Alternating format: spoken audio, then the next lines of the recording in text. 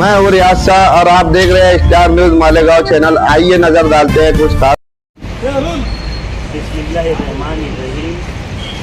आज आप लोगों को प्रेस कॉन्फ्रेंस को बुलाने का मकसद ये है कि इस्लाम पार्टी के पार्लियामेंट्री बोर्ड के जो अरकान मेरे ब्रदर अजीज़ लतीफ़ अनवर साहब के मकान पर आए और उन्होंने बातचीत की। मेरे टिकट को लेकर के जो गलतफहमी थी और जो जल्दबाजी में जो फैसला हुआ उस पर मुझे ये कहना है कि मैं शेख रशीद खानवते के साथ हमेशा से लगा था और मेरे टिकट को लेकर के कुछ मुझको देरी या कुछ गलतफहमी हुई उस पर मैंने जिस तरीके से जो भी फिर आगे का राय अमल हुआ जज्बात में, उस बात को लेकर के पार्लियामेंट्री बोर्ड शेख आसिफ साहब की हिमा पर यहाँ पर हमारे मकान पर आए, वहाँ से किया है और एक अच्छे माहौल में बातचीत हुई कि आपने जो है 8 नंबर वार्ड का जो है पैनल का भी इस्लाम पार्टी की तरफ से ऐलान नहीं हुआ था, आपने इसमें जल्दबाजी कर दी है सलीम अनवर साहब। तो आप इस पर जो है एक बार सोचे। ऐसा पार्लियामेंट्री बोर्ड ने लतीफ़ अनवर के पास और हम लोगों के पास और मेरे अहले खाना और मेरे जो भी मोहल्ले के जवाबदार थे इनके पास रखा। तो मैं आपके मीडिया के माध्यम से ये कहना चाहता हूँ कि वो एक जज्बात में लिया गया फैसला था। मैं इस्लाम पार्टी के उम्मीदवार का ख्वाहिशमंद हूँ और पार्लियामेंट्री बोर्ड भी इस पर मुस्बित कदम उठाएगा, यही मेरी ख्वाहिश है। क्योंकि हमने हमा वक्त तो आवाम के और वार्ड के काम किए हैं और आगे भी इंशाअल्लाह और अजीज़ करते रहेंगे।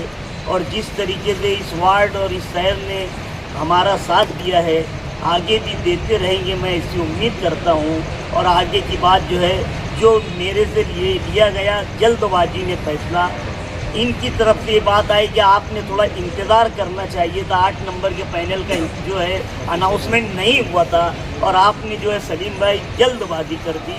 ऐसा फिर बाद में मुझे भी महसूस हुआ और ये लोगों ने भी आकर के जो है उसी बात को आगे बढ़ाया।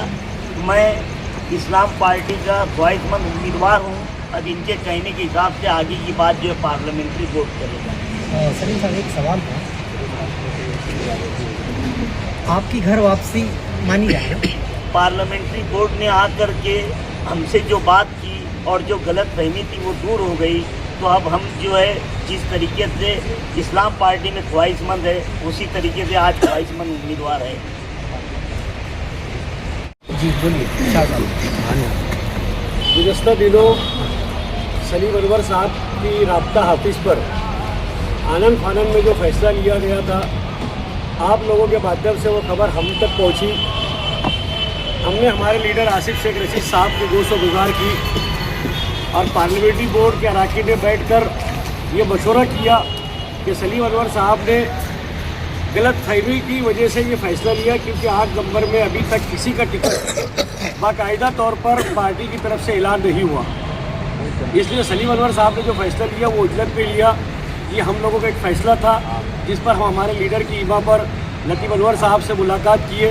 लतीफ़ अनवर साहब की, हमारी सलीम अनवर साहब की और उनके जो जिम्मेदार थे उनकी हमारी मज़बूत बातचीत हुई और बातचीत में ये तय हुआ कि आज तक 8 नंबर वार्ड में किसी का भी ऐलान नहीं हुआ है, तो आपका भी ऐलान करने का सवाल ही नहीं आता। इसलिए जो फ़ैसला हुआ आपने लिया, उनको भी एहसास हुआ कि फ़ैसला जल्दबाजी में लिया गया, गलत फ़ैसला था। हम हमारे जो शहरी सदर एजाज उमर साहब और रियासती सदर जो है नवीद खतीब साहब, ये लोग करीब कल सुबह 10 बजे से पहले, क्योंकि कल फॉर्म भरने का आखिरी दिन है, सुबह 10 और 11 के बीच में वार्ड नंबर 8 और वार्ड नंबर 2 के पैनल का ऐलान करेंगे।